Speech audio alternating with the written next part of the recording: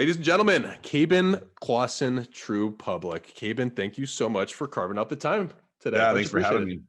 This is awesome. I was looking forward to this conversation. We had gotten to know each other in various aspects over the last year or so as you've been building TruePublic. But for those that don't know about you personally or TruePublic, let's just start. What is TruePublic? TruePublic is a crowdsourced opinion platform, and it really, Tim, the first, genesis of this idea, and I always find it fascinating where these come from. And really, the 2016 election was this spark for me. I realized, wow, a lot of the ways we collect public opinion data is really broken, right? They're still calling people on landline phones. My grandparents don't even answer their landline phone, right? Like there's clearly flaws with that method. And in particular, we identified that it was really hard to reach young people across America. And in order to reach them, you had to create something that tapped into their interest and what they wanted out of life. And what they wanted is to have fun and interesting experiences. And what we did with TruePublic is we made the survey fun, very simply. And since then, the company's really formed in a really interesting way. We were able to capture all this interesting data, and we've been able to share that data in the media and work with customers like Procter & Gamble and helping them develop new products. And that's been incredibly exciting. And COVID hit, and that's where our business, I think, even took an even more exciting path, where our fun surveys are now being used not just publicly by people across the country, but they're now being used internally at companies. And what's happening there is remote work has created, it's going to change work forever, in my opinion, Tim. It's going to be, I don't think we're ever going to go back. And we're hearing that from customers all across the country as well. As a hybrid approach seems to be the way things are going. Now, there's a lot of positives to that. You save money on office space. People don't have to go a long commute, but there's a lot of negatives too. And one of the biggest negatives is morale is low. And managers and leaders across this country are realizing, I need better ways to survey my people and understand how they're doing. And most of the old methods are kind of boring, dry. Many times employees feel like it's Big Brother watching them, just trying to find out what they're up to. TruePublic created a new product called TrueTeams, and TrueTeams makes the internal survey fun for employees. It includes community questions, so they feel like they get to know who they work with better, while they're also sharing feedback about themselves. And we're so excited about it because not only is it a great business solution, people are signing up left and right, but it's also something that I think is good for the world. And I can tell you that in one simple story. We have a customer who's joining us in April. They're going to launch. They hired 4 full-time, it's a big company. They hired 4 full-time therapists in Q4 of last year. And that was an eye-opening experience for me and my team, because we're like, wow, this company is realizing that the mental health and essentially the mindfulness of their people is key to their business now. And TrueTeams is crucial in measuring that mental health of people as we're all, working from home. So I've used TruePublic. Actually, I really enjoy the application. So cool. go on, Apple App Store. Apple or Android, yeah. Get TruePublic. I'm a big Quora guy. I like Quora. I like Reddit. I just like hearing other people's opinions about certain things. So what you've done is you made survey taking, and then really the results of those surveys kind of fun, almost like a game, to where I find myself, when I'm just bored and I got some Tim time, TruePublics in my repertoire. It's one of the 6 that I go to pass the time. I find it very interesting. But other surveys that I've taken, whether that be on YouTube when I'm watching a video, they make me answer a question beforehand. It's not that same experience. So what have you found as you built this company in terms of why is it fun the way you've done it compared to the alternative? Right. So great point. And I'm glad you love it. Look, here's what we found. I've done surveys, and I think this is a great, thing for people to think about as they're thinking about their own ideas and their own companies. I mean, think about your own personal experiences. Sometimes you can overcomplicate these ideas. It's I had worked at companies and done surveys. I'd done surveys for cash when I was in college. I mean, I'll never forget, I was a college sophomore and I'm trying to get a little extra money. And one night I'm doing these surveys, and what always stuck with me was I would click my answers, but there would be nothing in return. And you might make a little bit of money, but that was kind of like a poor return. And I thought, man, what would be better is we're also curious about the world, right? As human beings, we all want to know how we compare. And essentially, that's what I think TruePublic does, is in a very simple, quick way, you get to share honestly and anonymously who you are, how you feel, where you stand, and then instantly get to see how you compare to other people across the country. And I think that's very human, it's very healthy, and we needed more places, I believe. You mentioned Quora, you mentioned Reddit. I'm a big fan of both of those. We needed more places where people could be radically honest with their thoughts. And I think there's something frankly cathartic about it for many people. We've had, those are the most meaningful. We get these emails from people, users of the app.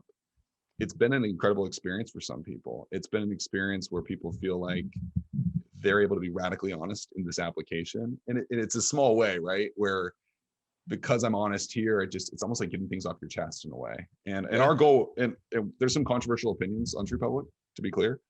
Our goal was not to draw out the ugliness of opinions. It was more this concept of measuring the world.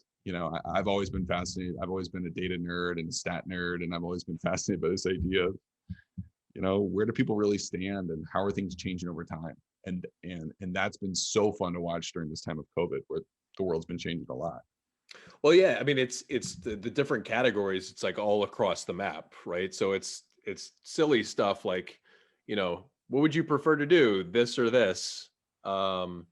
It's more serious stuff like,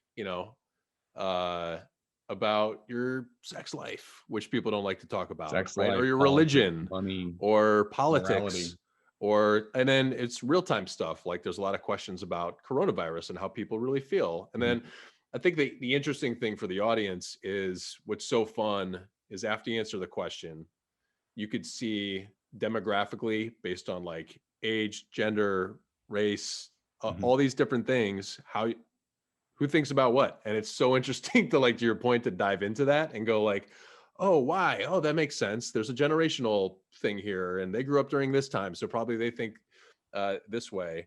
And I switching to the business, it sounds like that information could be very valuable. The information could be valuable, like in general, but also like if I'm a business and I want questions answered around how people think that could impact my business, that could be valuable as well. So maybe like talk about like, yeah, it's a cool app and like it's growing rapidly, which is awesome. But like, how is it useful outside of that to commerce?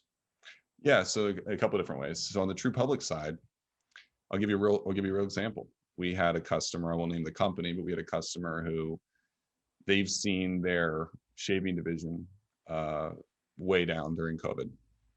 Now, what they wanted to understand was fundamentally what's going on with the way people think about shaving, the way people buy shaving products, all these different things. What we're able to do on TruePublic that's really worked is we never want to bore the user, right? So similar to like how Instagram or Facebook runs ads, right? You get content you love from your friends, from celebrities, and then you get an ad. Similarly, we run a lot of fun questions, and then we mix in these questions that are more like about someone's shaving habits or which product they prefer. And that methodology works really well because you don't fatigue the user. It's like if you're on this application and if people try it, they'll see, okay, I answer like 5 fun questions and then boom, one pops up that's a little more like businessy. And actually what we found, and this was such frankly, a nice surprise, especially these younger Americans, like they love to tell companies what to do, right? And I think that's something that's very true of this Gen Z generation, 25 and under.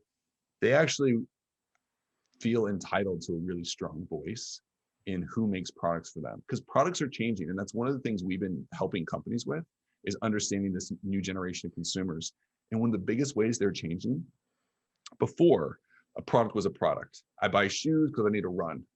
Today, more than ever, the brand is becoming part of your personality, your identity, right? Whether you wear Nike or Adidas can say a lot about your personality, actually. It's not just like what's the best shoe.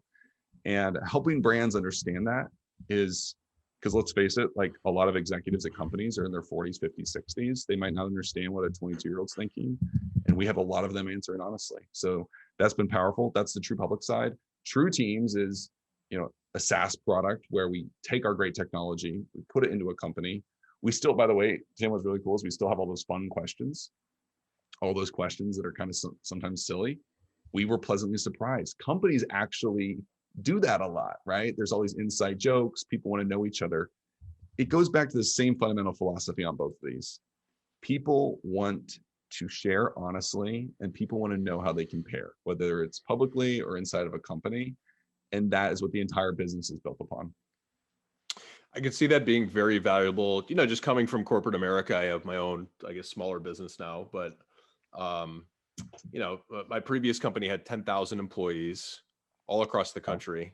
So, something that would happen in one market might be good for that market based on that demographic of how like stuff rolls in that particular market, Southern Texas to Chicago to New York to the, West Coast.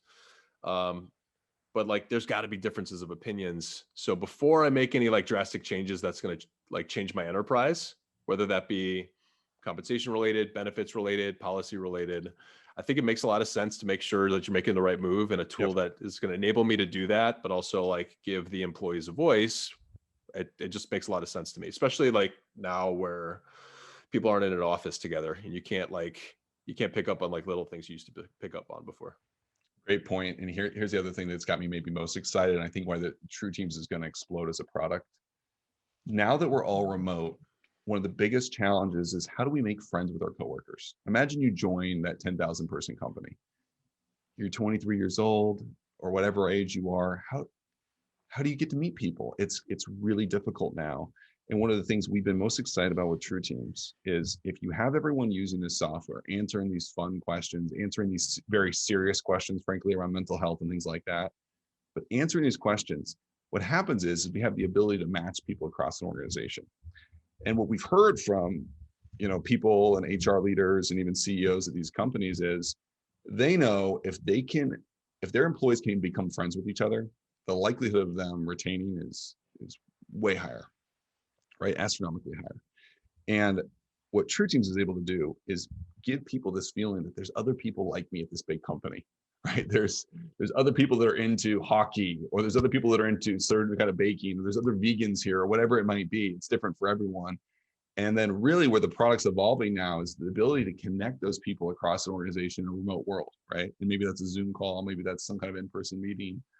So although COVID will go away, I think this idea of needing to create human connection, that's never going to go away. And I think our software can, in a very organic way, help connect these people across companies. I mean, imagine if you were at that 10,000 person company in a remote world today, it'd be brutal trying to know, like, where do I fit? Right. And that's tough for the leadership as well. So that's awesome.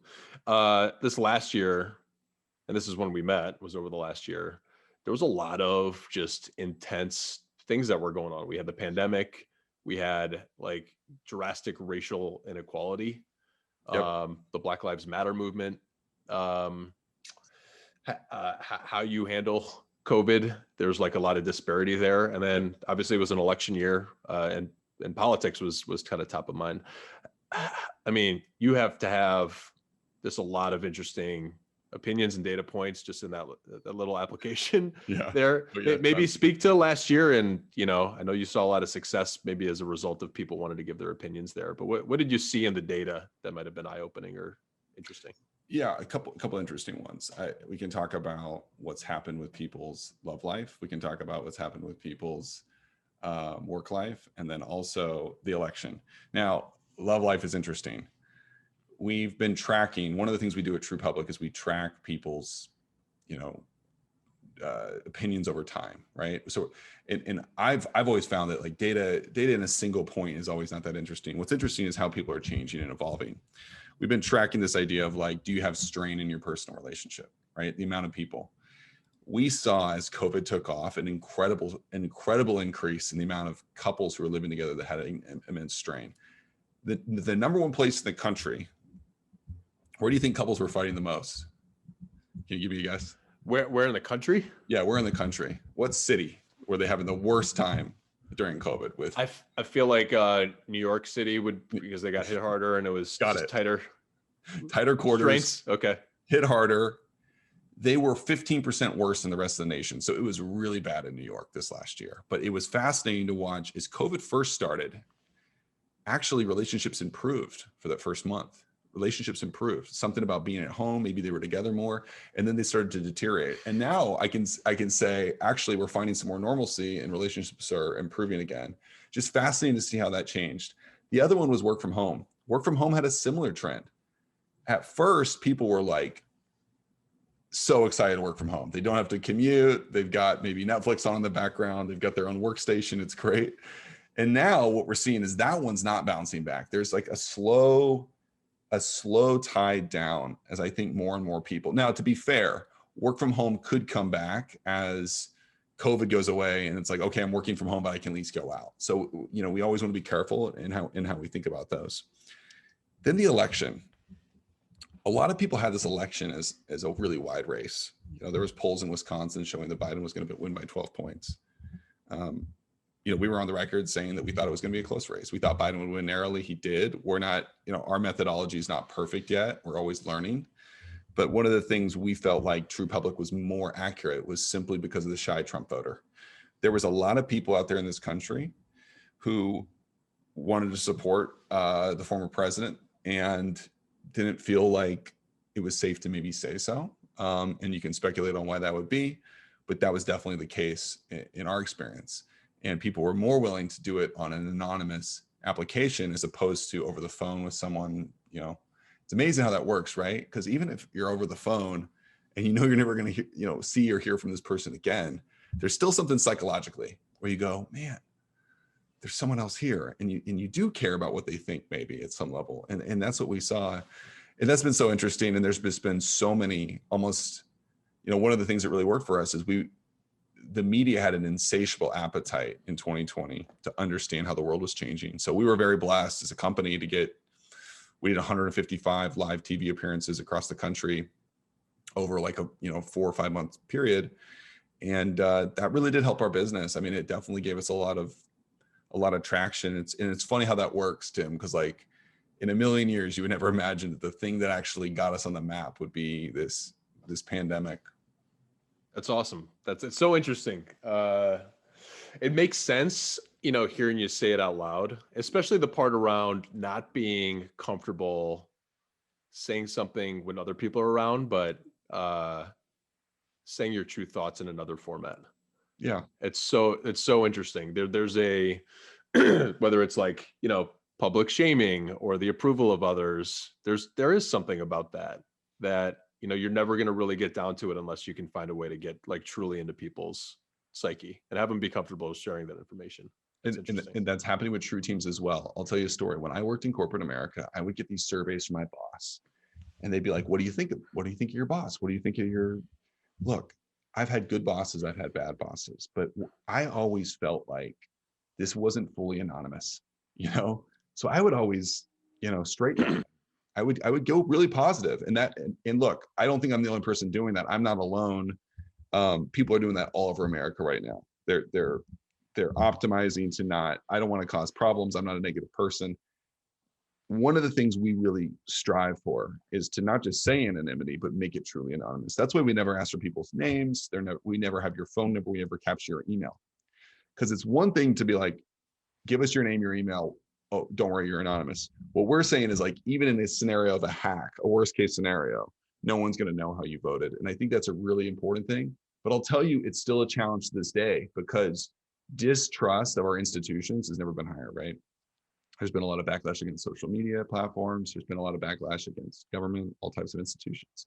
So one of the things we're constantly battling is like convincing our users that we know we are, convincing them. And that's an important messaging thing that we've had to learn, that it's one thing to actually do it. It's another thing to actually convince the users that you've done it. So interesting. Well, let's switch gears a little bit. Let's talk about your backstory. Entrepreneurship's not for everybody.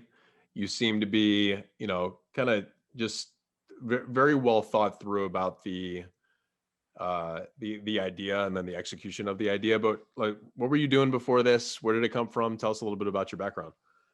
So I come from a family of entrepreneurs, kind of a crazy family. Like my dad my dad like grew up in Alaska, right? He was up there doing business years ago.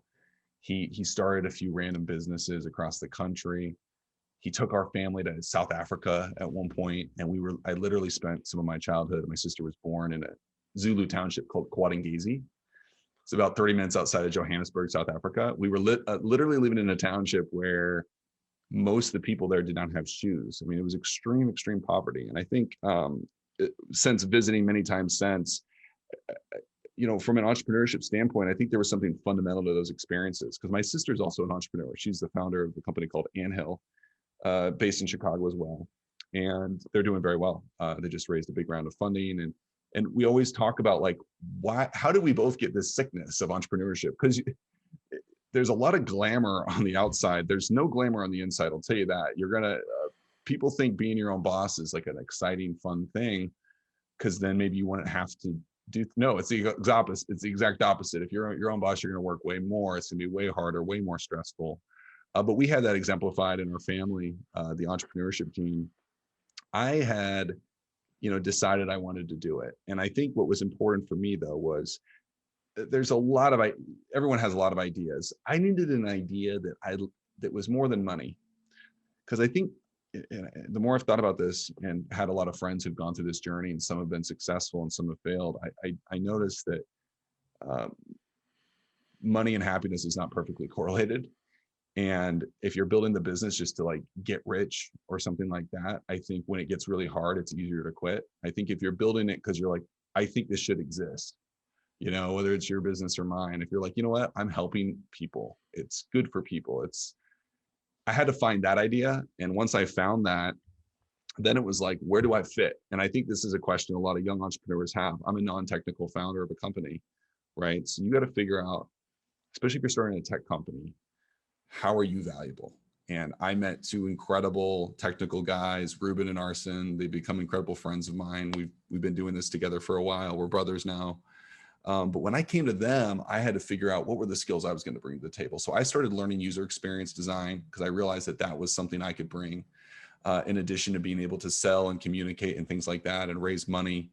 And, more recently, before I started TruePublic, I'd worked on a not-for-profit on the south side of Chicago. And that was kind of, in a small way, that was like my mini startup. I learned how to raise some money, hire a few people, like set it up, like create a website, like a lot of these like very basic things, the blocking and tackling of starting a business. It was great to learn that in a very organic way. And then it's just taking the leap. I mean, I had a job, and you can kind of just stand on the edge day after day, month after month. And I invested my personal savings into building essentially like a bootleg prototype of the app. It sucked. You would laugh if you saw it now. It looked horrible, but it was good enough for me to show my co-founders, literally, and convince them to join me, because those were the first people I had to sell on this idea. And then it was good enough to, get the company off the ground. So that was really the journey of this company. And yeah, it's been exciting. What was it for you that like ultimately made you put your notice in and tell everybody about TruePublic and your idea? Like that's like the key point. Because like before that, I think a lot of people are at the stage where they have an idea, they're reading like Inc. magazine or Fast Company.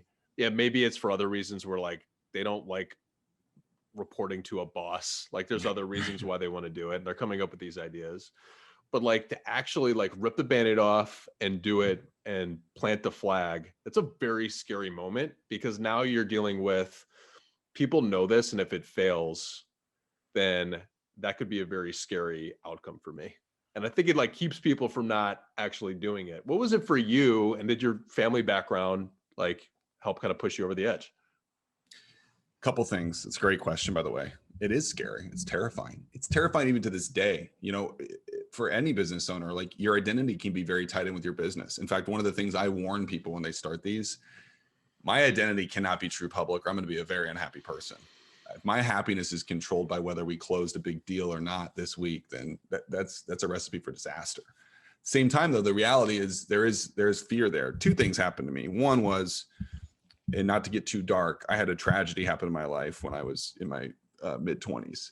I had a close friend of mine actually get murdered in Houston, Texas. And that was foundational to everything that I am today, because it was such a wake-up call. It was like getting hit by a freight train, walking through life. Oh, and then it's like, wow, people can, people I know can die. They can die suddenly and for no explainable reason. And, it's an unsolved case to this day. It's a crazy thing. That was the first one. And I think that put me on the path to it. And then the second one was my father and happened to be in Atlanta, Georgia for the 4th of July. And there's a lake down there. I forget the name of it. And he said, come down here, meet my friend. This guy's named Billy. He'd started his own business. I went to his house. We went out on this lake and there was all these fireworks shooting off. And I remember just thinking there, I was like, man, this is a beautiful moment. Life is really short. And I don't know what it was. There was something just sitting out on that water, seeing those fireworks, that I literally came in the next Monday and that's awesome. And put in my notice. That was yeah, I appreciate you sharing that. I think I can relate to that to a certain degree. I haven't had that level of tragedy happen, but I think like all of us have in life have a kind of a wake up call that's like, hey, whatever your religious beliefs are, like your time on this life is like finite. Yeah. And fragile. And I'm 36, I'll be 37. Like when I was 18, that doesn't seem like that long ago. Yeah. Like that kind of was like, I still feel like kind of young, but like another 18 years on top of that, then you're talking about like, now you're like my parents' age, basically. Right. Which is, like it happens a lot quicker.